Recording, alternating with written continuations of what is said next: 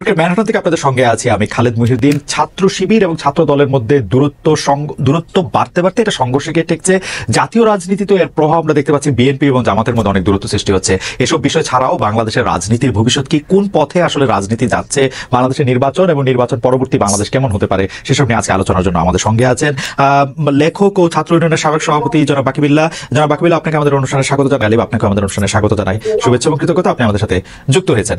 আমি ডক্টর মির্জা গালিব, আপনাকেই আসলে আপনার দৃষ্টি আসলে প্রথমে আকর্ষণ করতে চাই। প্রথমে প্রশ্ন করতে অনেকগুলি আলোচনা বা প্রশ্ন রয়েছে আমাদের, আমরা ধীরে ধীরে সবগুলিতেই আসবো। শুধু আপনাকে আমি দেখছিলাম যে আপনি আপনার সোশ্যাল মিডিয়াতে একটি পোস্ট দিয়েছেন, সেটি অনেকটা এরকম যে যেখানে আপনি প্রশ্ন তুলেছেন যে 15 বছর ধরে বেগম জিয়া যখন ফেসিস্ট হাসিনার জুলুমের শিকার হচ্ছিলেন তখন ছাত্রদল আসলে কি কাজে লেগেছে, ছাত্র মানে আওয়ামী লীগের বিপক্ষে কোনো বড় আন্দোলন করতে কাজে লেগেছে কিনা, সরকারকে নাড়া দিতে পারবে এমন কোনো আন্দোলন করতে কাজে লেগেছে কিনা, যদি না হয় আপনি প্রশ্ন করেছেন ছাত্রদলের পেশি শক্তি বিএনপির কোন কাজে লাগে, মানে বিএনপির কোন কাজে ছাত্রদলের পেশি শক্তি লাগে। আমি এই প্রশ্নটার ব্যাপারে আপনি নিশ্চয়ই 1-2 মিনিট বা 30 সেকেন্ড একটু মতো করুন। আমি এই প্রশ্নটা এমনও করতে চাই,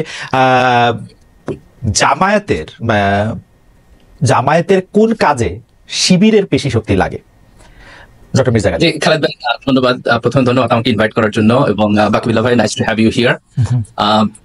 আমি যেটা লিখতে চেয়েছি এবং যেটি খালেদ ভাই আপনি প্রশ্নটা তুলেছেন, আমি যদিও ছাত্রদলকে সামনে রেখে এই প্রশ্নটা তুলেছি, কিন্তু ইকুয়ালি এই প্রশ্নটা ভ্যালিড ও জামাত ইসলাম এবং ছাত্র শিবির, যে ছাত্র শিবিরের পেশি শক্তি জামাত ইসলামের কাজে লাগে কিনা। তো ফ্রেমওয়ার্কটা কি দেখেন, ফ্রেমওয়ার্কটা হলো যে বাংলাদেশের ছাত্র রাজনীতি সম্পর্কে আমাদের একটা পারসেপশন আছে। পারসেপশনটা হলো যে বড় রাজনৈতিক দল তারা চিন্তা করে যে ছাত্র সংগঠন যদি ক্যাম্পাসে কিন্তু স্ট্রংলি অপারেট করে, তারা যদি শক্তিশালী হয়, এই যে তাদের পাওয়ার পলিটিক্স, এই পাওয়ার পলিটিক্স তাদের ক্ষমতায় থাকাকে নিশ্চিত করে, এবং তারা যদি বিরোধী দলে গিয়ে স্ট্রাগল করে, এই পাওয়ার পলিটিক্স তাদেরকে হেল্প করে। এই পারসেপশন থেকে ছাত্র রাজনীতিকে বড় রাজনৈতিক দলগুলো প্যাট্রোনাইজ করে। আমি বলতে চেয়েছি দুইটা জিনিস। এক, বাংলাদেশের সমসাময়িক রাজনীতি যদি আপনি দেখেন, এবং বিশেষ করে জুলাই অভ্যুত্থানের পর। ডক্টর গালিব, আপনি কি আপনার, আমি বুঝতে পারছি না যে আপনার কথা আবার শোনা যাচ্ছে, আপনি কি আপনার ল্যাপটপের সাউন্ডটা একটু মিউট করে রাখবেন? মিউট করলে কি শোনা যাবে, নাকি সাউন্ডটা অফ করে মানে মিনিমাম করে রাখবেন কিনা? যেহেতু আমার এখানে কি ইকো হচ্ছে? এখন ঠিক আছে, এখন বলেন। আমরা আসলে জি, আপনি কন্টিনিউ করুন। তো আমি যে প্রশ্নটা তুলতে চেয়েছি সেটা হলো এই ফ্রেমওয়ার্কটা ভুল। এই ফ্রেমওয়ার্কটা ভুল, তার আমি 3টা পয়েন্ট বলবো। একটা এক্সাম্পল হলো যেটা আমি ছাত্র দলকে বলছি, যে দেখেন যখন বিএনপি বিরোধী দলে ছিল, আওয়ামী লীগ যখন অপারেশন করছে, তখন ছাত্র দলের পেশি শক্তি দিয়ে আপনি অপারেশন ওভারকাম করতে পারেন নাই। ইকুয়ালি এটা ট্রু ছাত্র শিবিরের জন্য, যে জামাতের নেতাদেরকে যখন আওয়ামী লীগ ফাঁসি দিচ্ছে অন্যায় বিচারের মধ্য দিয়ে, শিবির সেটাকে সেই অপারেশনের এগেইনস্টে দাঁড়ায় কিছু করতে পারে নাই। বরং এই গণ অভ্যুত্থান তখনই সম্ভব হয়েছে তখন জনগণের একটা বিশাল অংশ রাস্তায় এই ফ্যাসিজমের বিপক্ষে এসে দাঁড়িয়েছে, তখন আপনি সফলতা দেখেছেন। That's point number 1। Point number 2 হলো যে আমরা একটা চেঞ্জের মধ্য দিয়ে গিয়েছি। সেই চেঞ্জটা কি? সেই চেঞ্জটা হলো যে এখন সোশ্যাল মিডিয়া অত্যন্ত আপনার অ্যাক্টিভ, লোকের একজন আরেকজনের সাথে কানেক্ট করে সোশ্যাল মিডিয়ার মধ্য দিয়ে, এবং একটা ডিফারেন্ট স্পেস তৈরি হয়েছে। তরুণ প্রজন্ম এখন সারা দুনিয়ার যে কনসাস তার সাথে কানেক্টেড, তারা এখন আপনার সেগ্রেগেটেড না। তো এই যে একটা কমন আন্ডারস্ট্যান্ডিং তৈরি হইতেছে, অল্টারনেটিভ মিডিয়া তৈরি হইতেছে, একটা ডিফারেন্ট পাওয়ার। আপনি যদি এখন মনে করেন যে আমি ঢাকা বিশ্ববিদ্যালয়, চিটাগাং অথবা রাজশাহীতে আমার মাসল পাওয়ার থাকলে আমি রাজনীতিতে ভালো করবো, এই ফ্রেমওয়ার্ক চেঞ্জ হয়ে গেছে। কাজে রাজনৈতিক দলগুলোর এখন চিন্তা করা উচিত যে ছাত্র রাজনীতিকে আমি মডিফাই করবো। বিএনপির চিন্তা করা উচিত যে ছাত্রদল আগে যেভাবে রাজনীতি করছে সেভাবে রাজনীতি করা উচিত না।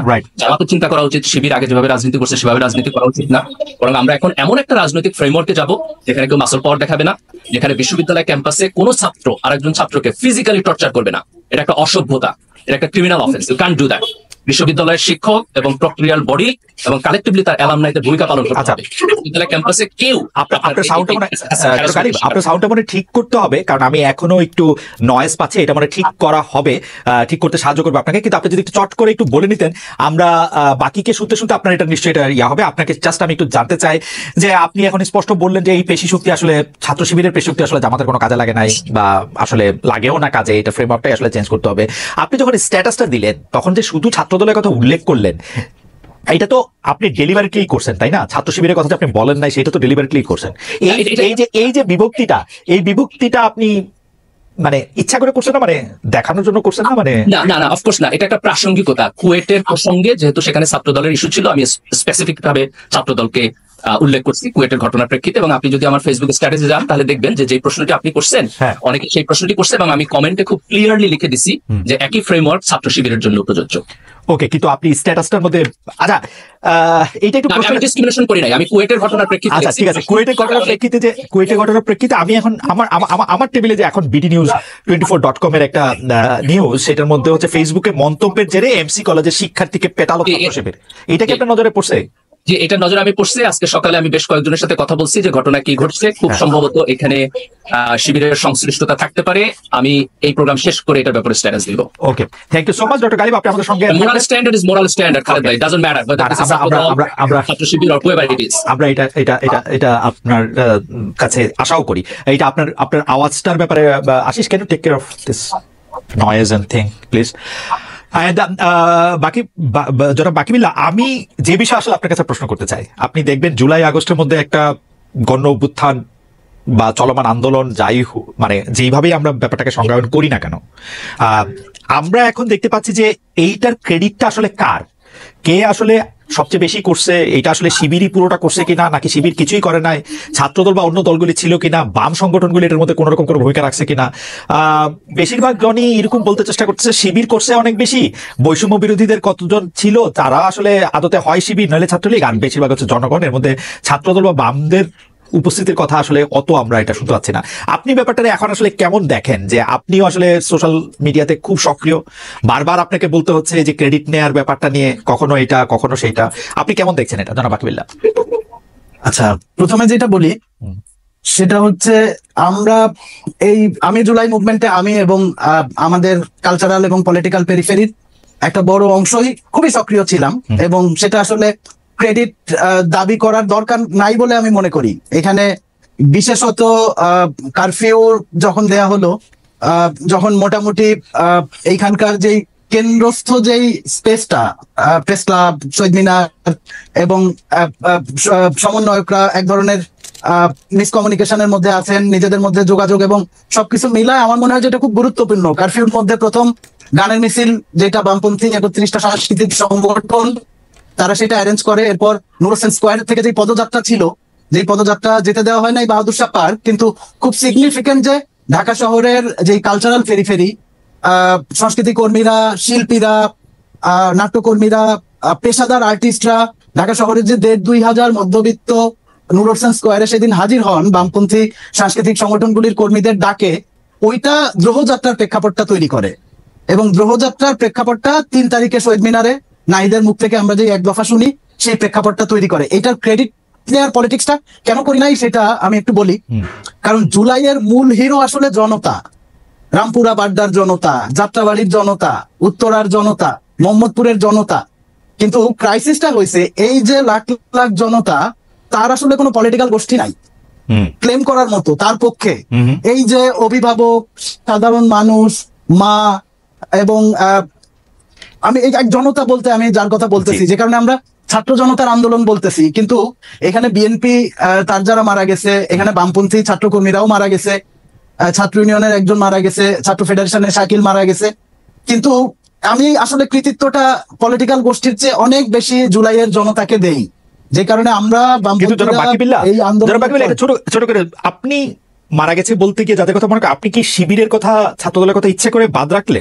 না না না না, বাদ রাখলাম না। কারণ তারা আসলে আমি ধরেই নিচ্ছি যে তারা ক্লেইমের জায়গায় আমাদের চেয়ে অনেক আগায় আছে এইখানে।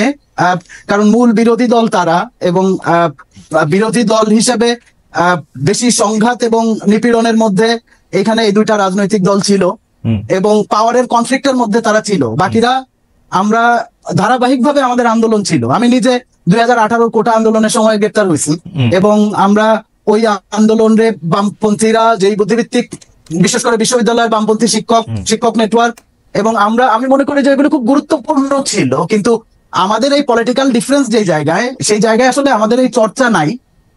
কিন্তু আলাদা করে আমি যেটা বলতে চাইতেছি যে ক্রেডিট নেয়ার পলিটিক্সটা যেহেতু আমরা করি নাই বা করার দরকার মনে করি নাই, কারণ এগুলি আসলে ইতিহাসের একদম অমোঘ অংশ। এটা এমন না যে কেউ মনে করলো যে এই ইতিহাস থেকে আমাদেরকে ছিটকে ফেলে দিতে পারবে, সেটা অসম্ভব। কিন্তু এইখানে আলাদা করে আমি যেটা উল্লেখ করতে চাই, বিশেষ করে জানাকের ইন্টারনাল পলিটিক্যাল কিছু ইস্যু ধরে ছাত্র শিবিরের যে মুভমেন্টের ক্লেম করার যে চেষ্টা এবং অ্যাবসলিউট ক্রেডিট ক্লেম করার যেই কনস্ট্রাকশনের চেষ্টা, সেটার মধ্যে দিয়ে যেই জনতা যারা হারায় যাইতেছে, ইতিহাসের এই জায়গা থেকে, কারণ তার আসলে কোনো গোষ্ঠী না, নাই। এই কিন্তু যে লাখ লাখ কিন্তু মানুষ। কিন্তু কিন্তু বাকি আমি একটু যে জায়গায় আপনি একটু দৃষ্টি আকর্ষণ করতে চাই সেটা হচ্ছে যে আপনি ছাত্র জনতা বলতেছেন, সেটা একটা অ্যাবস্ট্রাক্ট টার্ম। আমরা কিন্তু ছাত্র জনতার তো সবাই এটাতে অংশগ্রহণ করছে। এখন আমিও দাবি করতে পারি যে আমি জার্মানিতে ছিলাম কিন্তু আমি অংশগ্রহণ করছি, এটা যে কেউ যে কোনো জায়গা থেকে এটা দাবি করতে পারে। গালিব হয়তো নিউ ইয়র্কে ছিলেন, উনি বেশ ওয়াশিংটন ডিসিতে ছিলেন, তিনি বেশ ভালোভাবে অংশগ্রহণ হয়তো করেছেন। কিন্তু ঘটনা হচ্ছে যে আন্দোলনের তো কতগুলি মুখ লাগে, কতগুলি নেতৃত্বের জায়গা লাগে। সেই নেতৃত্বের জায়গা থেকে বৈষম্য বিরোধী ছাত্র আন্দোলন বলেন, এই নাহিদ আসিফরাই তো আসলে সামনের, হাসনা সার্জিস মাহফুজরাই তো আসলে সামনের ফোর্স, এবং সেই জন্যই তো তারা সরকারে গিয়েছেন, সরকার গঠন করেছেন, আমাদের কথা বলছেন, তাই না? আপনি বলতেছেন যে আপনারা ক্রেডিটটা নেন নাই, চাইলেও কি আপনি নাহিদের সমান ক্রেডিট নিতে পারতেন? বা আমি আপনার কথা এরকম করে বলতেছি না, মানে ধরেন কোনো অন্য কোনো রাজনৈতিক দল সংগঠনের কি আসলে ওটুক জোর ছিল আসলে? প্রথম কথা হচ্ছে নাহিদদের সমান ক্রেডিট নেওয়ার চেষ্টাই আমরা করার কথা ভাবি না, কারণ তাদের নেতৃত্বেই আমরা আন্দোলনটা করছি। এখানে আমরা সব পলিটিক্যাল ফোর্স, বৈষম্য বিরোধী ছাত্র আন্দোলনের যে নেতৃত্ব, আমরা সেই নেতৃত্বের মানে কমান্ডেই সেই নেতৃত্বকে সামনে রাখাই আমরা আন্দোলনটা আগাইছি। ফলে ওদের সমান ক্রেডিট নেওয়ার কোনো প্রশ্নই আসে না। আমার আলাপটা ওইখান থেকে আসছে, যখন রাজনৈতিক গোষ্ঠীগুলি ক্রেডিট নেওয়ার পলিটিক্সটা শুরু করছে, ওই পয়েন্ট থেকে কিন্তু আমি কথাটা বলছি। এখানে তো যেমন আমরা জানতাম যে এখানে বিরোধী রাজনৈতিক দলগুলি আছে, সরকার বিএনপি জামাতের আন্দোলন বলে এটারে প্রোটেক্ট করার চেষ্টা করছে, এবং সে জানে যে ওইভাবে একটা পলিটিক্যাল ফায়দা সে পাইলেও পাইতে পারে। এখন আমরা যে জানতাম না যে এখানে কওমি স্টুডেন্টরা, বিএনপি কর্মীরা, জামাতের কর্মীরা আছে, সেটা কিন্তু আমরা জানতাম, এমন না যে সেটা আমরা জানতাম না। কিন্তু আমার কথাটা হচ্ছে যে পলিটিক্যাল গোষ্ঠী এটার যে ক্লেম করার যে রাজনীতিটা, সেই রাজনীতির মধ্যে দিয়ে জনতার ক্রেডিট অনেকখানি ম্লান হয় না। আমি আসলে, আপনিও অনেক লেখালেখির সাথে জড়িত, বিশ্লেষক, অনেক কিছু, আমি ব্যাপারটা আসলে বুঝে দিচ্ছি যে যদি এখন জামায়াত বা শিবির এটা ক্লেম করে যে এই রাজনীতিটার মধ্যে প্রধান ইন্ধন তারা যোগাইছে, এটা বলে যদি তারা ইতিহাসের কাছে এবং জনতার কাছে যায় এবং এটা বলতে পারে, আপনি এটাকে নিপট ইন দ্য বার্ড করতে কেন চাচ্ছেন? যে না এটা কিছু না, এটা কোনোটা না, আপনারা কেন ক্রেডিট নিচ্ছেন? ক্রেডিট তো দাবি করতেই পারে, ওনারা ছিলেন, ওনারা তো দাবি করতেই পারেন। প্রথম ঘটনা হচ্ছে যে সেই ক্রেডিট দাবি করতেই পারে, করতে পারে না তা না, নিশ্চয়ই পারে। কিন্তু সেই ক্রেডিট করার যে রাজনীতিটা, সেইটা যদি হয় যে আচ্ছা আমরাই একমাত্র আন্দোলনের মূল কারিগর, আপনারাও বলেন, বাকি আপনারাও বলেন, আপনি বলেন যে আমরাই মূল কারিগর, অসুবিধা কিছু না না না না না সেটা যদি আমরা বলাবলি করি, সেটা বলাবলি করার মধ্যে দিয়ে আন্দোলনের যে ছাত্র নেতৃত্ব এবং বিশেষ করে আন্দোলনের যেই সাধারণ জনতা, যে আমার ছেলে রাস্তায় গেছে বলে মা বেরোয় আসলো, এবং তারা যে রোলটা প্লে করলো রাস্তায় নাই মা, তারা যদি রাস্তায় না নামতো, আমরা যেই পলিটিক্যাল গোষ্ঠী, ইভেন বিএনপি জামাত পলিটিক্যাল গোষ্ঠী হিসেবে আমাদের চেয়ে বড়, কিন্তু তারা এত বড় না যে এই জনতা না নামলে তারা এই আন্দোলন উইন ওভার করার ক্যাপাসিটি তাদের ছিল না। এটা আমি আপনার সাথে সম্পূর্ণ একমত, কিন্তু জনাব পাকিবুল্লাহ, আমার আর আপনার ক্ষেত্রে যেখানে আমি আসলে প্রশ্নটা করতে বাধ্য হচ্ছি, যেখানে আপনি যাদের নেতৃত্বে আপনি আন্দোলনটা করছেন, তারা যদি গিয়া বলে আন্দোলনের সময় আমাদের সবচেয়ে বড় শক্তিগুলির অন্যতম ছিল হচ্ছে শিবির, নাকি একমাত্র শক্তিই বলছে, এখন ভুলে গেলাম সার্জিস কোথায় গিয়া জানি, একদম একমাত্র, তো আপনি তো মানতে হবে তাদের কথা যে তারা বলতেছে যে এটাতে শিবিরের বিরাট ভূমিকা ছিল। আপনাদের কথা তো তারা বলে না, আপনাদের কথা যে তারা বলে না, এটা তো নিশ্চয়ই সিগনিফিকেন্স আছে। এইটা আমি জানি না, মানে সার্জিস এটা বললেও, সার্জিসরে আমি আসলে মনে করি না যে সার্জিসই এখানে এই ন্যারেটিভ সার্জিসের বয়ান দিয়ে তৈরি হবে। আচ্ছা, কারণ এখানে আন্দোলনের অন্যান্য ছাত্র নেতৃত্বের সাথে আমাদের যোগাযোগ ছিল।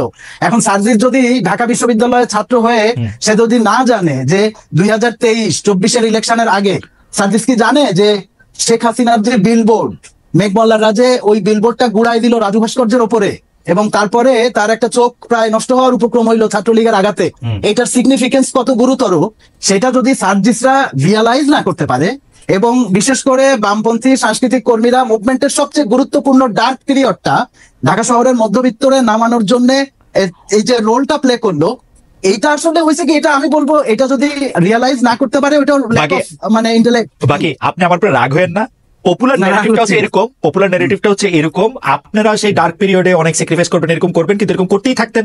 হয়তো 15 বছর শেখ হাসিনা ক্ষমতায় থাকতো, 45 বছর থাকতো ওরা, আরো 45 বছর হয়তো থাকতো, আপনারা এটাতে কিছুই করতে পারতেন না, যেহেতু এই ফোর্সটার মধ্যে জনতা এসে জড়ো হয়েছিল, যেহেতু শিবির এবং ছাত্রদল অনেক আত্মত্যাগ করেছিল, সেই জন্য আপনারা অল্প, শিবির বেশি, ছাত্রদল মাঝামাঝি, এবং বৈষম্য বিরোধী ছাত্ররা অনেক বেশি করে, তারপরে এটা শিবিরের পার্টিসিপেশন ছাত্রদলের চেয়ে বেশি, এটা কোনোভাবেই ফ্যাক্ট না।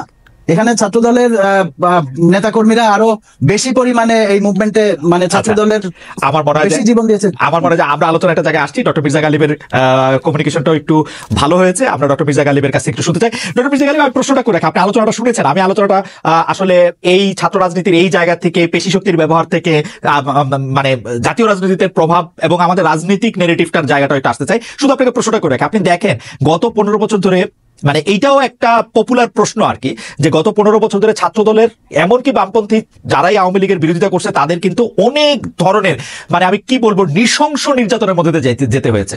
অন্যদিকে আমরা দেখছি যে যারা শিবির করতেন তারা খুবই আরামে ছাত্রলীগের মধ্যে নাম বদলিয়ে নানাভাবে ছিলেন, তারা তাদের পড়ালেখা শেষ করছেন, তারা বড় বড় চাকরি করতেছেন, তারা এখন বিশ্ববিদ্যালয়ের ভিসি হচ্ছেন, তারা নানা কিছু হচ্ছেন।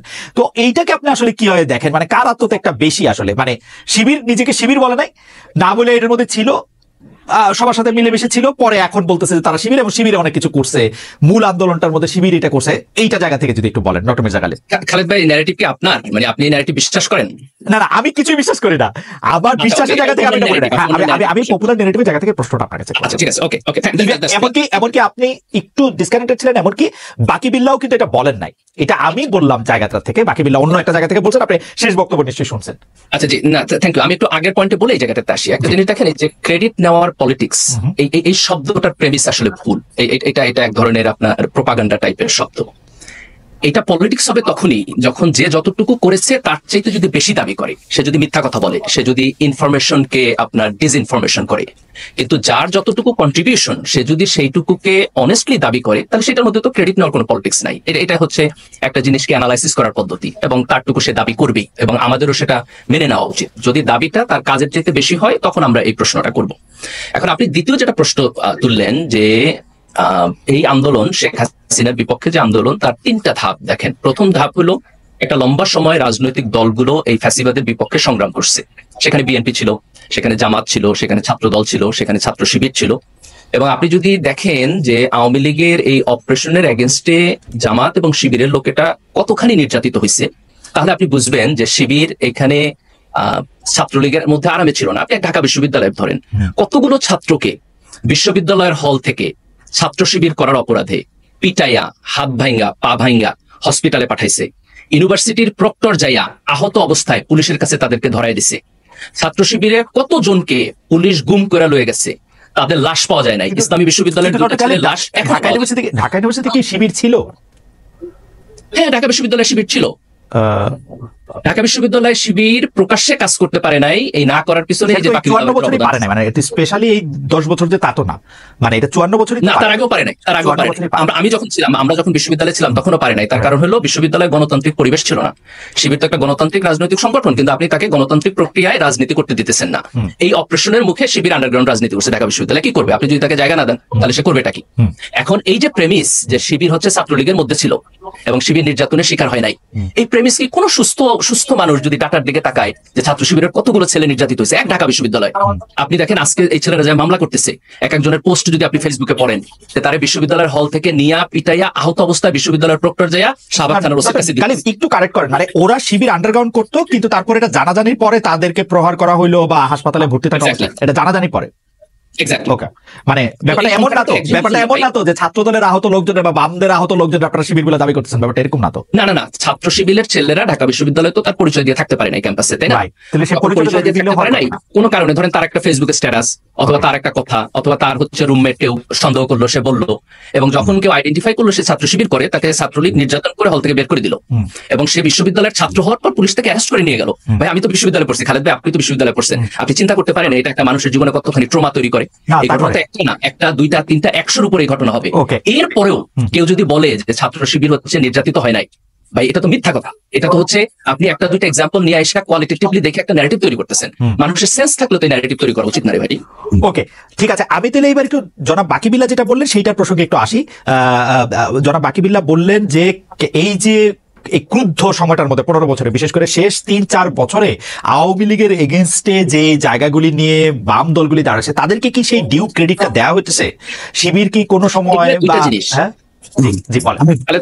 জি আমার সাউন্ড কি ক্লিয়ার শোনা যাচ্ছে? পরিষ্কার পরিষ্কার পরিষ্কার পরিষ্কার। এখানে দুইটা জিনিস দেখেন, আওয়ামী লীগের যে ফ্যাসিবাদী শাসন 15 বছরের, বামদের একটা অংশ তো তাদের স্ট্র্যাটেজিক পার্টনার ছিল, 14 দলের মধ্যে ছিল। বামদের নানান নানান সাংস্কৃতিক গ্রুপ আওয়ামী লীগকে সাপোর্ট দিয়ে গেছে, আবার তাদের একটা অংশ শেখ হাসিনার বিরোধিতাও করছে। হ্যাঁ হ্যাঁ, যারা একটু লেটলি হইলো শেখ হাসিনার বিরোধিতা করছে, আমরা মনে করি তারা আমাদের রাজনৈতিক পক্ষের শক্তি।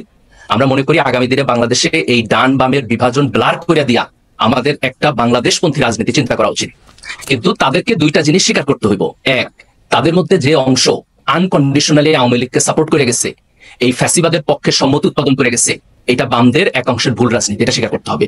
দুই, ঢাকা বিশ্ববিদ্যালয় থেকে শুরু করে সব জায়গায় তারা যে মাঝে মধ্যে গণতান্ত্রিক নর্ম ভায়োলেট করে ছাত্র শিবিরকে নিষিদ্ধ করার দাবি তুলেন, এটা একটা ফ্যাসিস্ট, ইসলামোফোবিক এবং রেসিস্ট পজিশন। আপনি ডক্টর গালিব এখানে আমাদের একটু সময় দিবেন, আমরা একটু এই জায়গা থেকে একটু বাকি বিল্লাহকে একটু আমরা শুনতে চাই। জনাব বাকি বিল্লাহ একটু বলবেন। আমি শুধু প্রশ্নটা করে রাখি, মানে জামায়াতে ইসলামীর বিরুদ্ধেও কিন্তু এই অভিযোগ আছে, জামায়াতে ইসলামী 96 সালে আওয়ামী লীগের সাথে একই কাতারে দাঁড়ায়া একটা কজের মধ্যে আন্দোলন করেছে। জামায়াতে ইসলামীর একটা অংশ একটা সময় পর্যন্ত আওয়ামী লীগের সাথে বিভিন্ন রাজনৈতিক দেন দরবারে অংশ নিয়েছে। তার জায়গা থেকেও আপনি সেটাকে কিভাবে দেখেন সেটা একটু আমাদের বলবেন। আমরা একটু জনাব বাকি বিল্লাহকে শুনি। জনাব বাকি বিল্লাহ, আপনারা আওয়ামী লীগের কেউ বি টিম ছিলেন, সি টিম ছিলেন, এখন মানে সেই ব্যাপারটা আপনি প্রসঙ্গটা শুনেছেন? আচ্ছা জি আচ্ছা, হ্যাঁ, গালিবের আলোচনা ধরে, আগের আলোচনা ধরে আমার কয়েকটা কথারই বলার আছে। এক নাম্বার হচ্ছে যে ঢাকা বিশ্ববিদ্যালয়ে শিবির নাম দিয়ে যেই ছাত্রদেরকে অত্যাচার নির্যাতন করা হয়েছে তার বেশিরভাগই ঢাকা বিশ্ববিদ্যালয়ের সাধারণ শিক্ষার্থী। শিবির ছিল একটা ট্যাগ, যেই ট্যাগ দিয়ে যে কোনো শিক্ষার্থীকে যে ছাত্রলীগের বিরুদ্ধে মিনিমাম কোনো ভয়েস কোনো দেয়া বা তাদের হল কেন্দ্রিক তাদের যে পলিটিক্স সেটার কোনো ইন্টারেস্টের বাইরে যাওয়া বা তাদের ভাষায় বেয়াদবি করা, এইটা আমারও মনে হয়, যারা বাকি এটা আমারও মনে হয়, কিন্তু আমারও মনে হয়, কিন্তু আমি আজকে একটু খালি এইটা দর্শকরা খুব একটু অস্থির হয়ে উঠতেছেন। আপনারা কি মনে করেন যে ঢাকা বিশ্ববিদ্যালয়ে যে শিবিরকে রাজনীতি করতে দেওয়া হয় নাই সেইটা ঠিক করা হয়েছে, বা সেইটার দাবি কি এখন আপনাদের? আচ্ছা, ওইটা একটু বলে রাখি। এই পয়েন্টে আসলে 90-এর আন্দোলনের পরে ছাত্রদের যে একটা ঐক্য হয়, সেখানে আপনারা জানেন যে সর্বদলীয় ছাত্র সংগ্রাম পরিষদ বা ছাত্রদের পরবর্তীতে যে 10 দফা এবং বিশ্ববিদ্যালয়ের পরিবেশ পরিষদে একটা সর্বদলীয় ছাত্র ঐক্যের মধ্যে দিয়ে বিশেষ করে একটা সন্ত্রাসী সংগঠন হিসেবে শিবির, এবং এই প্রশ্নগুলি তো আসলে আমাদের রাজনীতি থেকে কখনো ইনভ্যালিড হয়ে যায় নাই। একটা হচ্ছে যে মুক্তিযুদ্ধের ভূমিকার ব্যাপারে তাদের অবস্থান এবং জামাতের অবস্থান, তারা কি মুক্তিযুদ্ধের ভূমিকার জন্য বাংলাদেশের জনগণের কাছে কয়েকদিন আগেও দেখেন খালিদ ভাই শিবিরের পত্রিকায় আসছে যে বাংলাদেশের মুসলমানকে ভুল বুঝায় সেটা শিবিরের পত্রিকা সেটা উদ্যোগ করছে, সেটা শিবিরের পত্রিকা উদ্যোগ করছে। বাকি আপনি ওইটা নিয়ে লেখালেখি করছেন, আমি ওইটা নিয়ে বলাবলি করছি, এটা উদ্যোগ করছে। এরপর যেটা আপনি ধরেন যে গতকালকে যে ঘটনাটা, আমরা কিন্তু ছাত্র দলের সন্ত্রাস, কুয়েটের যে সন্ত্রাস সেটার মধ্যে সাথে সাথে কন্ডেম করছি যে ছাত্রদল এই যে রামদা নিয়ে এবং এই যে সহিংস ঘটনাটা ঘটালো, কিন্তু সেইখানকার কনটেক্সটে বিশেষ করে বৈষম্য বিরোধী ছাত্র আন্দোলন এবং শিবিরের একটা গুপ্ত অংশের নাম যে এসেছে এবং তাদের যে একটা উস্কানি ছিল, সেই আলোচনা কিন্তু আমরা প্রথমে করি নাই। আমরা ছাত্র দলকেই বিএনপিকেই দায় দিছি যে কুয়েটের সহিংসতার দায় তাদেরকে নিতে হবে। এবং এমসি কলেজে দেখেন যে একজন বিরোধী ছাত্র তার পায়ের রক কাটার চেষ্টা হয়েছে বলে অভিযোগ আসতেছে। এখন যেটা হয়েছে যে আমরা 5 আগস্টের পরে একটা নতুন কনটেক্সটে আসি, ছাত্র রাজনীতি প্রসঙ্গে আমরা শুরুতে যে আলাপ করতেছিলাম, গালিব যেটা বলতেছিল যে এখন আসলে রাজনৈতিক দলগুলির যে বিশ্ববিদ্যালয় শিক্ষা প্রতিষ্ঠানে ওই ভায়োলেন্স, ওই রাজনীতি চলবে না, এরকম একটা ঐক্যমত, এবং যেটা আসলে রাজনৈতিক সংস্কারের আমাকে একটু প্রশ্ন করার অনুমতি দেন। সেটা হচ্ছে যে আপনি এইটা স্পষ্ট বুঝতে পারছেন, আমি কিছুটা একমত হইলাম যে সাধারণ শিক্ষার্থীদেরও অনেককে আসলে এই অত্যাচারের শিকার হতে হয়েছে আওয়ামী লীগের আমলে, এবং তারা কেউ হয়তো সাধারণ শিক্ষার্থী ছিল, কেউ হয়তো জাস্ট আওয়ামী লীগের রাজনীতির বিরোধিতা করেছে, তাদেরকে শিবিরে ট্যাগ দেওয়া হয়েছে, তাদেরকে এটা করা হয়েছে, এটা আমি মনে করি। কিন্তু এখন মানে শেষমেশে যে ফেসবুকে এমসি কলেজের শিক্ষার্থীকে পেটালো ছাত্র শিবির কোট আনকোট করে পত্রপত্রিকায় যে নিউজ করা হচ্ছে, আপনি কিভাবে এতটা শিওর হইলেন যে এটা আসলে শিবিরকে ট্যাগ করা হচ্ছে না? বিকজ এতদিন পর্যন্ত বৈষম্য বিরোধী ছাত্ররা শিবিরের সঙ্গে ছিল বা পক্ষে ছিল বা শিবিরের কথা বলছে, যে মুহূর্তে বৈষম্য বিরোধীরাও আসলে এগুলি বলতে শুরু করলো, তখন তো মিডিয়ার জন্য এটা ইজি যে কোনো কাউরে এই ছাত্র শিবিরে করছে বলাটা, নাকি? শোনেন, হয় কি যে রাজনীতির প্রথমেই আমার রাজনীতির যে জায়গা, যেমন কুয়েটের ঘটনা, আমি কি নিশ্চিত হয়েছি যে ওই লোকটা যে যুব দলের ছিল তার ছবি তো পত্রিকা পরে আসছে, সোশ্যাল মিডিয়াতে পরে আসছে, কিন্তু আমরা তো ঘটনা এবং লোকাল ইনফরমেশনের সূত্র দিয়ে শুরুতেই আমরা বুঝে ফেলছি যে এটা ছাত্রদল এবং বিএনপি যুবদল মিলে রামদানি এই অ্যাটাকটা করছে। এবং এমসি কলেজের ঘটনায়ও পরিষ্কার, যাদের যাদের নাম আসছে তারা ছাত্র শিবির সংশ্লিষ্ট। এটা মোটামুটি পরিষ্কার। আচ্ছা, এই জায়গায় আমি একটু মির্জা গালিবের কাছে যাই আপনার অনুমতি দিয়া। আর ডক্টর গালিব, আমি একটু রেসপন্স করি। ডক্টর গালিব আপনি রেসপন্স করেন। আমি শুধু এটা একটু বলি, ছাত্রলীগের রাজনীতি অনুসরণ করলে, আমরা দর্শকদের উদ্দেশ্যে এটা বলছিলাম, পরিণতি তাদের মতোই হবে। ছাত্রলীগের রাজনীতি অনুসরণ করলে পরিণতি তাদের মতোই হবে। ছাত্রদলের প্রতি সমন্বয়ক হাসনাত আব্দুল্লাহর এই হুঁশিয়ারি যৌক্তিক বলে মনে করেন কিনা দর্শকদের কাছে আমরা প্রশ্ন করেছিলাম। শতকরা 78% দর্শক মনে করছেন যে হ্যাঁ এটা যৌক্তিক, এবং শতকরা 22% দর্শক মনে করছেন যে এটা যৌক্তিক না। 44,000 দর্শক ভোট দিয়েছেন। জি, আপনি রেসপন্স করতে চাইছিলেন ডক্টর গালিব। জি, থ্যাংক ইউ। দেখেন, ট্যাগের রাজনীতিটা সত্য। ট্যাগের রাজনীতিটা কিভাবে হয়? প্রথমে যেটা হয় যে আপনি প্রথমে বলেন ঢাকা বিশ্ববিদ্যালয় শিবির রাজনীতি করতে পারবে না। তারপর যদি কেউ শিবির হিসেবে আইডেন্টিফাই হয়, আপনি তার নির্যাতনের বৈধতা দিলেন। এই বৈধতা যখন সমাজে তৈরি হয়, তখন একজন নিরপেক্ষ ছাত্রকে যখন আপনি অপ্রেস করতে চান রাজনৈতিক কারণে, তখন আপনি শিবির ট্যাগ দিয়া তাকে আপনি অপ্রেস করতে পারেন। এই ট্যাগের রাজনীতি আগে ছাত্রলীগ করছে, আওয়ামী লীগ করছে, বাকি বিল্লাহ ভাইরা এটাতে সম্মতি দিচ্ছেন। ওনারা যদি এখনো এটাতে সম্মতি দিয়ে যান, তো একদিন এটা হবে যে ওনাকেও শিবির ট্যাগ করে পিটাবে। আপনি যদি আরেকজনের ঘরে আগুন দিলে হাততালি দেন, একদিন আপনার ঘরে আগুন লাগবে। আমাদের যেটা উচিত, এই ট্যাগের রাজনীতিটাকে আপনি কমপ্লিটলি বাদ দিয়ে দিবেন। দেখেন, এটা হইতে পারে না। 2, আপনি ঢাকা বিশ্ববিদ্যালয় শিবিরের গণতান্ত্রিক রাজনীতির বিপক্ষে দাঁড়াইতেছেন 1971 প্রসঙ্গ তুইলা। এটা হয় ভাই, এখন 2025। আচ্ছা, 2025 আর 71 জায়গাটা থেকে আমি একটু আসি। আমি কিন্তু দেখি যে শিবির ট্যাগ দেওয়া একটা ব্যাপার আছে, আরেকটা সাংঘাতিক রকম ট্যাগ দেওয়ার ব্যাপার আছে বাম বা নাস্তিক, ইসলাম বিদ্বেষী, ইসলাম ধর্মের অনুসারী না। এই যে এই ট্যাগটা দিয়ে, আপনিও এটা খুব ভালো করে জানেন, কারণ সোশ্যাল মিডিয়াতে জানেন, তো এই ট্যাগটার জন্মদাতা আতুর ঘর তো অনেকে বলে থাকেন যে বড় রাজনৈতিক দল হিসাবে এটা আপনাদের, এইটা নিয়েও আপনি একটু বললেন। না, ঠিক আছে, ভেরি ফেয়ার। বাংলাদেশে যত সংখ্যাগরিষ্ঠ মানুষ মুসলমান, কাজে আপনি যখন ধর্মীয় অনুভূতির প্রশ্ন আসে, সেখানে আপনি এটা খুব পাওয়ারফুলি প্লে করে সমাজে। তার ফলে যেটা হয় যে আপনি যে কাউকে যদি নাস্তিক অথবা ধর্মদ্রোহী হিসাবে ট্যাগ দিতে পারেন, তাহলে সমাজে এটা বেটার প্লে কার্ড হয়। আমি এটারও বিপক্ষে। দেখেন, এটাও হওয়া উচিত না, কিন্তু তার মানে এই না যে ধর্মের ব্যাপারে যে কোনো কথা বলবে। যেগুলো আমাদের সেক্রেট ফিলিংস, সেটার ব্যাপারে একটা নর্ম থাকা উচিত সমাজে। কিন্তু সেই নর্মটাকে আপনি পাবলিকলি প্র্যাকটিসের জায়গায় নিতে পারবেন না। ধরেন, আমি যদি একসাথে এটাকে জাজ করি, একই সাথে আমি যদি এটাকে সিদ্ধান্তে যাই, একই সাথে আমি যদি এক্সিকিউট করি, তাহলে এটা মব হবে। এই মব যেরকম করে আপনার এই মুক্তিযুদ্ধের পক্ষে বিপক্ষে হওয়া উচিত না, ধর্মের পক্ষে বিপক্ষে হওয়া উচিত না, আস্তিক নাস্তিকেরও পক্ষে বিপক্ষে হওয়া উচিত না। সমাজের নর্মগুলো একটা আইনি প্রক্রিয়ার মধ্যে দিয়ে থাকতে হবে, একটা কনসেনসাসের মধ্যে দিয়ে থাকতে হবে। আমাদের কোথাও এই মবগুলো প্লে করা উচিত না। দেখেন, রাষ্ট্রের নাগরিক হিসাবে আমি যদি আপনাকে রেসপেক্ট না করতে পারি, আমি যদি বাকি ভাইকে রেসপেক্ট না করতে পারি, এক টেবিলে বসতে না পারি, তাহলে আমরা কেমন করে একটা পলিটিক্যাল জনগোষ্ঠী হয়ে উঠবো ভাই? আপনি 2000, আচ্ছা আমি আপনাকে ফিরে নিয়ে যাই। 2025 এবং 1971 প্রসঙ্গ আপনি বলতেছিলেন, কিন্তু 1971 প্রসঙ্গটাকে তো 2025 পর্যন্ত জামায়াত শিবিরই টাইনা নিয়ে আসলো। এইটা তো জামায়াতের যদি বাংলাদেশে রাজনীতি করতে হয়, এটা তো অনেক আগেই সেটেল হওয়া উচিত ছিল। আপনি একজন ইতিহাসবিদ, গবেষক, বিশ্লেষক, আপনার কি মনে হয় ডক্টর গালিব, এটা জামাতের অনেক আগে সেটেল করে রাজনীতিটা করা উচিত ছিল না? এটা 2 জায়গা থেকে প্রবলেম হয়েছে। একটা জায়গা হচ্ছে ধরেন জামাত 71কে কিভাবে দেখে, সেই প্রশ্ন কিভাবে ডিল করে, সেখানে দুর্বলতা আছে, ত্রুটি আছে, আমি দ্বিধাহীন ভাবে স্বীকার করি।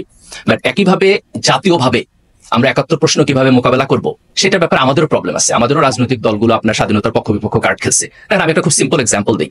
আপনি জিয়াউর রহমানকে দেখেন। জিয়াউর রহমান যখন 77-78 সালে ওনার পার্টি করলো, সেই পার্টিতে উনি মুক্তিযুদ্ধের পক্ষ বিপক্ষ কার্ড খেলছিলেন। উনিকে বলছেন যে যারা যারা মুক্তিযুদ্ধ না, তাদের স্যার আমি নিব না। ওনার পার্টিতে বহু লোক আসছে না যারা মুক্তিযুদ্ধ বিরোধী ছিল, মুসলিম লীগ করছে, তারা আসছে না। আজকে বিএনপি এই কার্ড কেন খেলতেছে আমারে বলেন? তাহলে উনি তো জিয়াউর রহমানের পলিটিক্যাল ফিলোসফিকে ভায়োলেট করতেছেন। বিএনপি কি আপনি একটু ভুল বুঝতেছেন না? বিএনপি কি এখনো মুক্তিযুদ্ধ কার্ড খেলতেছে না তো। বিএনপি তো জামাত ইসলামীকেও এমন না যে জামাত ইসলামীকে নিবে না এরকম কোনো দল বন্ধ করে রাখছে, তা তো করে নাই। বরং জামায়াত হচ্ছে বিএনপির এগেইনস্টে অনেক কথা বলছে। আপনার টক শোতে এসে বিএনপির vice chairman most probably Fazlul ভাই যেই ল্যাঙ্গুয়েজে আপনার কথা বলছে, আপনার কি মনে হয় যে ওনার বক্তব্য যদি আপনি যে কোনো একজন দর্শককে শোনান আর তাকে জিজ্ঞেস করেন এটা আওয়ামী লীগের বক্তব্য না বিএনপির বক্তব্য, আপনি কি মনে করেন ডিস্টিংগুইশ করতে পারবে একজন দর্শক? উনি কিছু কথা বলছেন যেটার ক্ষেত্রে আসলে আওয়ামী লীগ এবং বিএনপির জায়গায় এক জায়গায় চলে আসে, কিন্তু আমি মনে করি উনি বিএনপির ভাইস চেয়ারম্যান, কিন্তু বিএনপির মুখপাত্র নয়। বিএনপির ভাইস চেয়ারম্যান এরকম আমার জানা মতে অনেক আছে, আমি হাতে গুনে একজন কয়জন বলতে পারবো না, এবং উনার বক্তব্যটা ওনার ইন্ডিভিজুয়ালিস্টিক। আমি যদি বিএনপির বক্তব্য হিসেবে মির্জা ফখরুল ইসলাম আলমগীরের বা জনাব তারেক রহমানের বক্তব্য, জনাব মির্জা ফখরুল ইসলাম আলমগীরের বক্তব্য যদি আমি বিশ্লেষণ করি, কারণ বেগম খালেদা জিয়া অনেকদিন ধরে কথা বলছেন না, তাহলে কিন্তু আমি এরকম দেখি নাই যে তারা আসলে মুক্তিযুদ্ধ ভিত্তিক রাজনীতি, যেটা আওয়ামী লীগের রাজনীতিটা তারা করতেছে, এটা আমার মনে হয় না। তারা যদি না করে আমি অ্যাপ্রিশিয়েট করবো। আমি আপনার আগের পয়েন্টে যাই, আমি জাস্ট ছোট্ট করে 2টা কনক্লুশন দিই। একটা হলো মুক্তিযুদ্ধের প্রশ্নে আমাদের জাতীয়ভাবে একমত হইতে হবে যে এই পক্ষ বিপক্ষ চেতনা ইন্ডাস্ট্রি যেটা, আমরা এটার মধ্যে যাবো না। এবং 2, দেন আমরা জামাতকে প্রশ্ন করবো, আপনি যেটা করছেন যে ভাই ওকে আপনি মুক্তিযুদ্ধ বিরোধিতা করছেন, কেন করছেন, আমরা এটা কিভাবে রিজলভ করি। আমি চাই না যে আপনি জাতির শত্রু হয়ে থাকেন, আপনি জাতির মধ্যে ইন্টিগ্রেটেড হন। তাহলে সেই আলাপ আলোচনা আমরা জামাতের সাথে করবো। কিন্তু আপনি যদি এই কনসেনসাসটা তৈরি না হয়, তাহলে তো আপনি আলাপ আলোচনা করতে পারবেন না। আমি কমপ্লিটলি এগ্রি করি, জামাতের সাথে জাতীয়ভাবে আমাদের এই আলাপ আলোচনা হওয়া উচিত। ডক্টর গালিব, আচ্ছা আমি ব্যাপারটার একটা মানে আপনি তো প্রফেসর, আপনার কাছে একটু অ্যানালজিটাই না বলি, যে ধরেন আওয়ামী লীগ এখন রাজনীতি করতে চাইলো, যেটা জামাত প্রথমে বলতেছিল যে আওয়ামী লীগের মধ্যে যারা দোষী না তাদের মধ্যে কেউ যদি এরকম থাকে তারা নেতৃত্বের দোষ স্বীকার করে ক্ষমা চেয়ে যদি রাজনীতিতে আসতে চায়, যারা সরাসরি এর সাথে যুক্ত না,